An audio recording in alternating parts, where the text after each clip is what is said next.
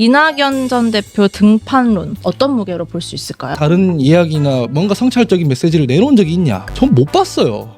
이낙연 전 대표의 민주당이 국민의힘 입장에서 더 어려워 보이는 어렵나요? 것도 있죠. 이재명 대표의 사법 리스크만 없애면 저는 오히려 민주당이 유리한 선거라고 생각되고, 현수막 논란이 있었잖아요. 뭐 정치는 모르겠고 나는 잘 살고 싶어. 경제는 모르지만 돈은 많고 싶어. 뭐 민주당답게 잘 만들었던데요? 원래 민주당이 갖고 있던 기본 사고방식 같은 것들이 그냥 튀어나오는 거죠. 이러한 것을 왜 나왔는지 진짜 이해를 못하겠고, 민주당이 지금 굉장히 기괴한 상황이다. 그러니까 그렇게 느꼈거든요. 기괴하다. 그래서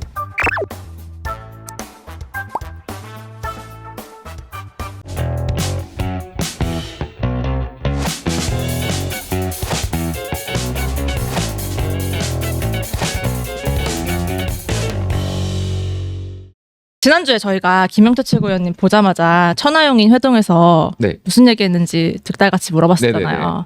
오늘은 제가 하원기 부대변인께 아, 이틀 네. 전 네, 혁신계 위원님들이 모임에 초대를 하셨는데 저는 건강한 모임이라고 생각하고 네. 간담회에서 초대받았을 때 무슨 얘기 좀 하셨어요? 저는 그냥 있는 그대로 얘기했습니다. 어떤 그 얘기?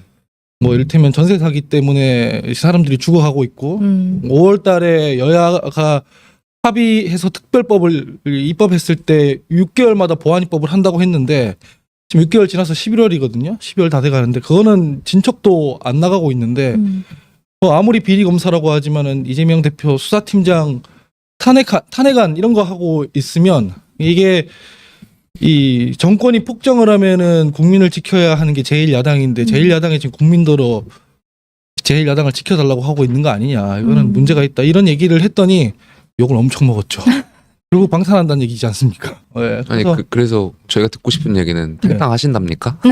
그분들은 네, 보기를. 탈당할 생각이 강한 건 아니에요. 되게 모욕적으로 생각하세요. 아, 내가 왜 공천받으려면 이재명 만세하면 되지 왜 그쵸. 이러겠냐 이러더라고요. 한 달 전쯤에 방송에서 네. 비명계 분들, 뭐, 그러니까 혁신파들이, 민주당의 혁신파들이 국민의힘에 올 수도 있다 이런 얘기 네. 했더니 그때 앵커분하고 패널분들 엄청 웃더라고요.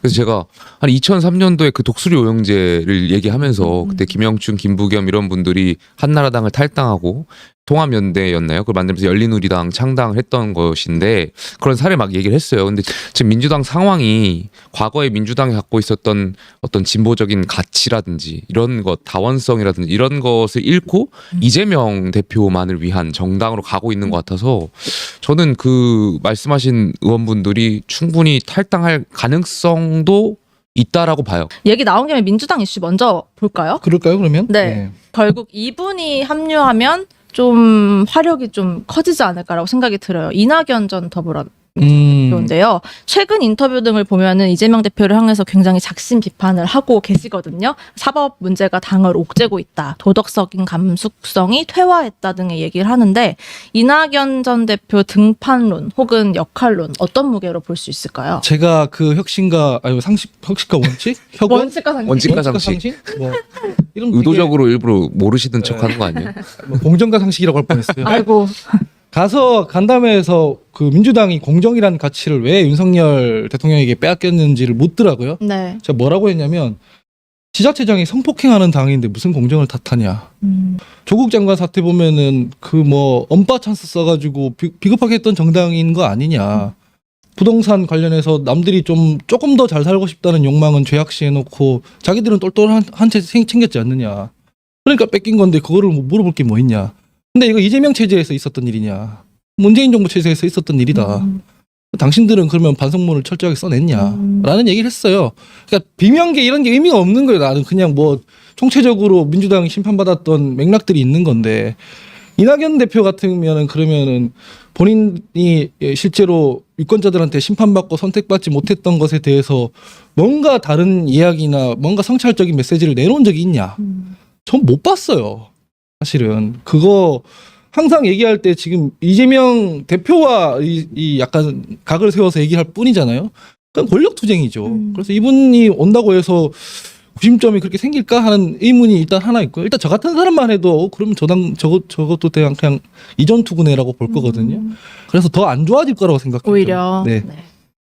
이낙연 전 대표가 활약을 지금보다 더 많이 하는 민주당, 국민의힘 입장에서는 어떻게 보일까요? 그러니까 뭐 정치라는 것이 특히 선거라는 것이 상대적으로 봐야 되는 부분이 있다 보니까 아무래도 이재명 대표의 민주당에 비해서는 이낙연 전 대표의 민주당이 국민의힘 입장에서는 사실 더 어려워 보이는 어렵나요? 것도 있죠. 왜냐하면 지금 민주당 같은 경우는 어떤 최고의 리스크는 저는 이재명 대표의 사법 리스크라고 생각해요. 그래서 이재명 대표의 사법 리스크만 없애면 저는 오히려 민주당이 유리한 선거라고 생각되고 그러한 면에서 이낙연 전 대표는 좀 덜 사법 리스크 이런 것은 없다 보니까 민주당이 굉장히 유리한 후보 아닌가 이렇게 또 생각해봤습니다. 근데 하원기 대변인이 너무 강하게 표현하시니까 제가 아니, 할 말이 없네요. 사법 리스크는 대선 때도 있었거든요. 네. 대선 때도 있었던 문제라서 지금 이재명 대표 비판받는 건 사법 리스크 때문만은 아니에요. 사법 리스크를 다루는 태도 때문이죠. 이 입으로는 뭐 체포동의안 넘어왔을 때 불체포특권 포기한다고 했지만 막상 상황이 다가왔을 때는 아무런 설명도 없이 부결을 호소하는 행위, 그런 게 이제 지지를 못 받는 거지. 사법 리스크 자체는 대선 때부터 있었지만 결국 0.73%포인트로 마무리됐었잖아요. 그래서 저는 정치가 더 문제다.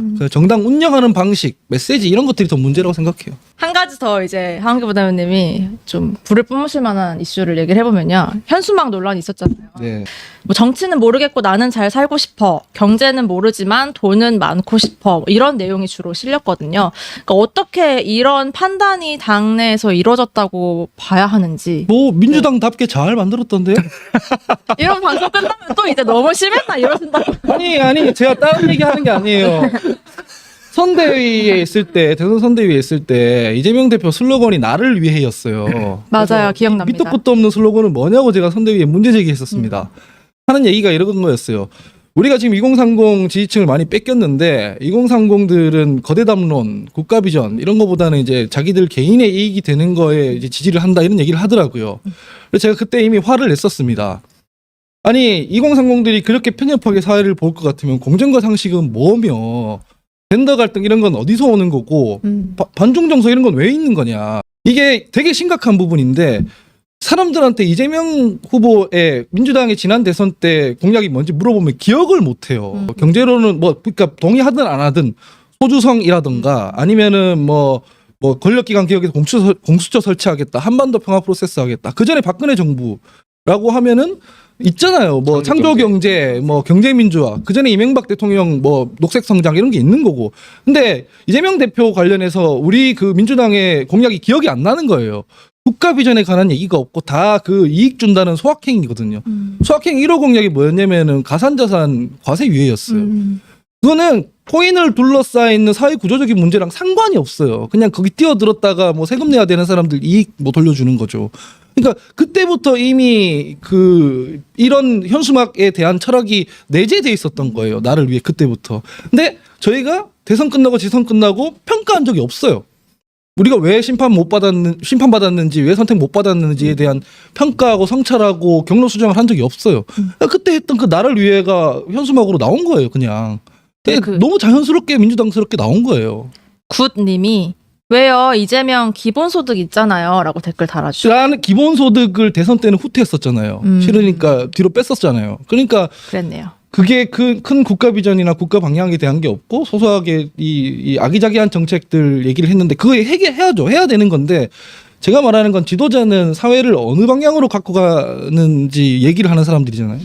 과세 코인도 마찬가지인 건데 코인에 젊은 사람들이 뛰어드는 이유가 뭐 개인의 이익 때문만은 아니잖아요. 그 정상적으로 열심히 노력했을 때 그에 등가하는 보상이 없으니까 한쪽에서는 한방주의로 흐르는 거고 뭐 한쪽에서는 공무원 시험에 몰려드는 거고 이게 이 공정하지 못한 경쟁 상황에서 빨리 벗어나고 싶은 게 기저에 깔려 있는 건데 그 과세 유예해 주겠다는 식으로만 접근하니 그 젊은 사람들이 지지를 받겠습니까? 근데 그게 수정되지 않은 채로 지금까지 온 거고 지금 다시 하려 그러면 원래 민주당이 갖고 있던 기본 사고방식 같은 것들이 그냥 튀어나오는 거죠. 이거 뭐 담당자들의 감각 부족 이런 문제가 아닌 겁니다. 그냥 하루 이틀 문제가 아니다. 소확행 얘기하셨는데 네. 제가 갑자기 드는 생각인데 저도 지난 대선에서 이제 최고위원이었으니까 고민들 되게 많이 했던 것 같아요. 그러니까 양 당이 국가에 대한 철학, 큰 비전에 대한 메시지를 부재했었던 것 같고, 근데 소확행을 좀 부정적으로 보시는 것 같은데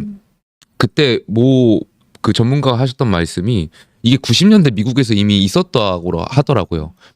빌 클린턴 대통령이 했던 정책이고 그러니까 과거에 저희가 대선 당시에 좀 그런 국면이었던 것 같아요. 여야 모두. 근데 이 민주당 지금 현수막하고는 좀 다른 것 같아요. 네. 지금 뭐 그때랑 뭐 전략상 이제 맞닿아 있다라고 말씀하신 것 같은데 그래서 저는 이거 보면서 그냥 뭐 청년 세대를 비하했다 이런 것까지 가기도 전에 이 현수막이 담고 있는 메시지가 뭔지 잘 몰랐어요. 그러니까 민주당 나에게 온당 막 이런 거 뭐 정치는 모르겠지만 뭐 잘 살고 싶어 이러한 문구들이 그래서 민주당을 찍지 말라는 건지 찍으라는 건지 이게 무슨 정당 홍보 현수막인지 민주당 왜 이런 현수막을 만든지 마케팅조차도 일상하고도 연결되어 있지도 않고 이러한 것을 왜 나왔는지 진짜 이해를 못 하겠고 제가 어제 방송에서 그 삽질 총량의 법칙이라고 했는데 삽질 총량의 법칙. 그러니까 민주당이 지금 굉장히 기괴한 상황이다. 그러니까 그렇게 느꼈거든요. 기괴하다. 그래서 이 민주당 이슈죠. 위성정당 방지법 관련해서 여야는 물론 민주당 내부에서도 좀 갑론을박이 있습니다. 이 부분 짧게 두 분 의견 듣고 갈까요?